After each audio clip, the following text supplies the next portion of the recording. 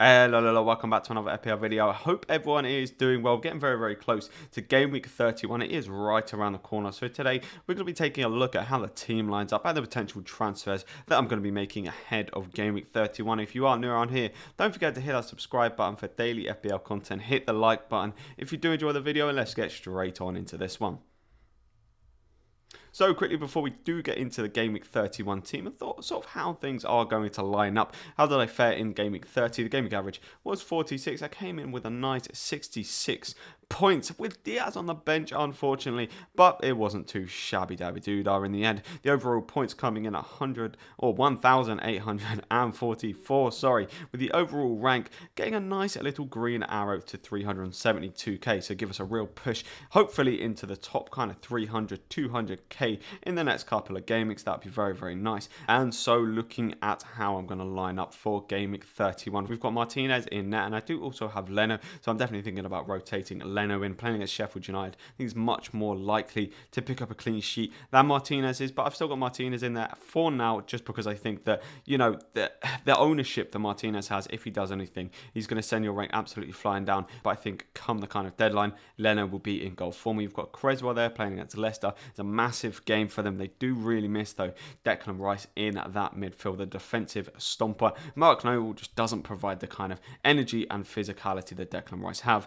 But although that kind of West Ham aren't as good defensively without him, Creswell can always pick up an attack and return. It's basically why he is in there, is because when he picks up an attack and return, he also gets bonus points, and even if it's just like a 0-0 game, he'll be picking up bonus points as well. So I'm still very happy to own Creswell as Azpilicueta. Hopefully Chelsea can improve on what was an absolutely dire performance against West Brom, conceding 5 goals, and in their previous 12 games I think they conceded like 2 or something ridiculous like that, and then they're going to concede 5 against West Brom. They did have the sending off, however, so I do think that was kind of, or majoritively, to blame, and they just couldn't really recover from that. Chelsea against Crystal Palace, who aren't really very good going forward. Azpilicueta should be picking up a clean sheet there. We've got Diaz playing against Leeds. Hopefully it can just be a nice, another kind of simple clean sheet for Diaz. He plays like every single week for Pep, for Manchester City, so I can't see him getting benched anytime soon. So hopefully Diaz can pick up a nice little clean sheet there against Leeds. Now moving on into the midfield, we've got Son playing against Manchester United and Fernandes playing against Spurs. So I've got a bit of conflict in the side so far. Obviously Son back from injury, and Spurs don't have European football, so hopefully we'll see kind of like a similar result that we did earlier on in the season when Spurs absolutely bashed Manchester United, and Bruno Fernandes still managed to pick up a penalty and get himself a few points in that game. That would be absolutely wonderful. So from these two guys, hopefully I'll get some kind of attack and returns, but not expecting loads. Actually, Manchester United against the top, or against the traditional top 6 sides so far this season, have actually been getting kind of 0-0 results. So I'm very much expecting this to be a pretty dry game. We've also got Smith Rowe there playing against Crystal Palace, and now this is basically because Tierney, as you can see on my bench there, is injured and very likely to be out. So what's going to happen in my team is I will start Tierney, but I do not think he's going to play against Sheffield United. Smith Rowe will hopefully be playing, and they do actually play against Sheffield United, not Crystal Palace there. So I've obviously mucked that up. But yeah, that's Smith Rowe against Sheffield United, and hopefully he is playing, or at least comes off the bench, because I do think I'll need him to be playing. We've got Lingard there in absolutely monstrous, just insane form at the minute. 2 back-to-back 12 pointers. Hopefully he can continue that form. I'm not necessarily expecting him to go and grab goals and assists in every single game, but you know what, if he's playing this well and West Ham are absolutely gunning for the Champions League spots, why not Lingard? Let's have it. Then moving on into the attack, we've got Watkins, Kane and Bamford.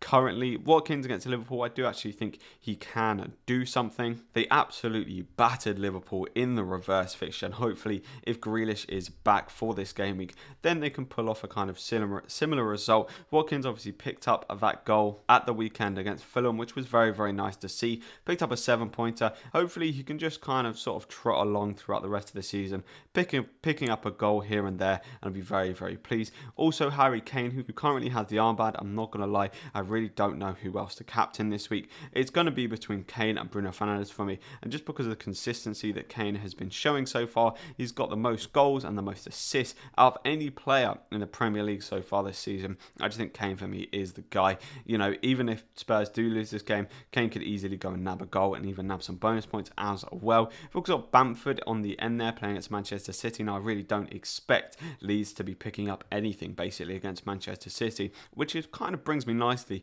onto my transfer this week. I am looking at transferring Rafinha, who you do see on the bench there, to Pedro Neto or Jota. The thing with Jota is that I do think he's going to have a cracking end of the season, but if he does play a full 90 minutes in the Champions League against Real Madrid, I can see him getting benched against Aston Villa at the weekend, which means I would have Smith Rowe, Jota and Tierney probably all getting benched on the weekend's fixtures, meaning I'd also have to play the rest of my Leeds assets like Bamford and Dallas against Manchester City, so I'd rather not do that. So I think I am going to go Rafinha to Neto, and that means Neto will play instead of Bamford. Obviously, if Smith Rowe doesn't play, then Bamford will come in for Smith Rowe. But that's kind of how I'm thinking of making my move. Neto, I'm quite sort of very set on Neto. He picked up a nice little assist at the weekend against West Ham, and hopefully with the run of fixtures that Wolves do have, he can absolutely smash it for the rest of the season. But this is how my team's lining up. Not the best of fixtures going into the game week. It's a real shame for me with Kieran Tierney, as I think he would have been a massive differential for this week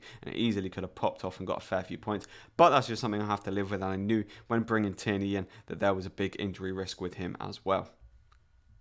So this has been a quick little look at how the team lines up for game week 31. A very quick little look in that. If you have enjoyed this, don't forget to hit that like button. Let me know down in the comments any kind of transfers you guys are thinking of making, how your teams are lining up and who you're going to captain. And if you are new around here, don't forget to hit that subscribe button for daily FPL content, and I will catch you in the next one. See ya.